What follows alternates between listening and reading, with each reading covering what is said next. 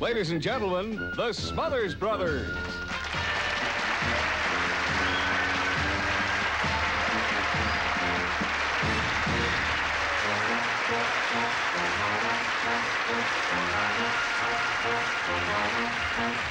I'm going into big-time crime. I'm going into big-time crime. We got up this morning and made up our minds that we're going into big-time crime. Because prices are up and stocks are down, political scandals all around. If they can do it, then so can I. I'm going into big-time crime. There's a shortage of this, prices of that. Fat cats are staying fat. If they get caught, they don't do time. So we're going into big-time crime. Mr. Congressman, here's $50,000 for your campaign fund. Oh, wait a minute. Don't you realize we just went through the Watergate mess? And I'm personally sponsoring an election and campaign reform bill in Congress, and you expect me to accept a $50,000 campaign gift? I'm sorry. Will you take it as a bribe? Oh, well, sure, yeah. We would never have guessed it would come to this. But what is there left to believe in? Washington fools are making all the rules, and honesty isn't in season. So we're going into big-time crime. I'm in the phone tapping forgery, hand grenades and TNT. We're into running guns for liberty, into payoffs and bribery. I'm in clemency for perjury and pardons for conspiracy and subsidizing subsidies and backing phony charities. So we're going into big-time crime. Uh-huh. Well, you just sign that, and we'll give you 1,000 F-111 attack bombers and 10,000 trained terrorists. No, I will not sign this. Well, we'll throw in 100 nuclear missiles. Make it 200. All right, 200. Okay, I'll sign. Great. Now, Mr. President, both sides have signed the treaty. Yes, we're on another step closer to world peace. I'm into milk funds, faithless healers, interest rates, and dope dealers. I'm into price-fixing flesh peelers, midnight-riding freedom stealers. I'm into tax fraud and loopholes. I'm into cold country scoop holes. I'm into stock deals, big mergers, rip-offs, and occasional murders. Prime time crime. We're going into prime time crime. We're going into prime time crime. My name is Arthur B. Jackson. I've spent the last 10 years of my life in a federal penitentiary.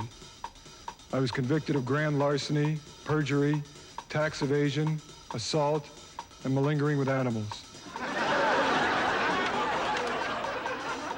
Needless to say, this is my first college concert tour.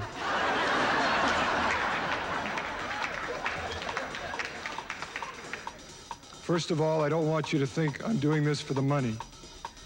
What's $25,000?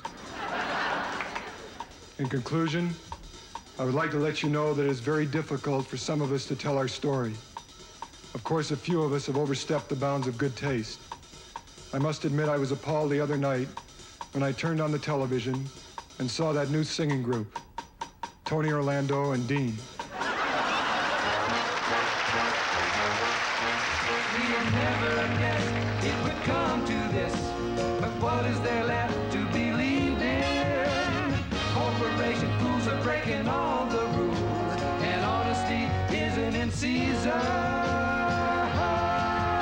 So we're going into big-time crime. We're going into big-time crime. We got up this morning, read the Times. I'm tired of going to the five and dime. We're tired of making this whole thing rhyme. So we're going into big-time crime.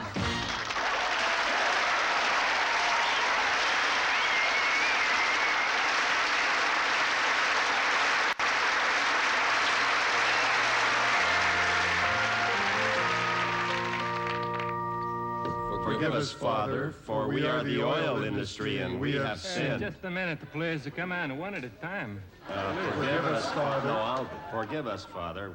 We have sinned. We've been overly friendly with some Washington politicians. We've caused oil spills that kill seagulls and fish. We've earned a few obscene profits, and we... What the kind of a fish? What do you mean? Well, all kinds of fish. Codfish? Yeah, some codfish. You know, I used to like a codfish, but now they all tasted like a permalube.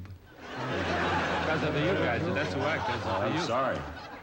Well, how come you didn't mention being dishonest with 210 million citizens? I forgot to mention that. Well, for your penance, say, I'm sorry, 210 million times. Don't you think that's a little stiff? Well, they don't call me Maximum Guido for nothing.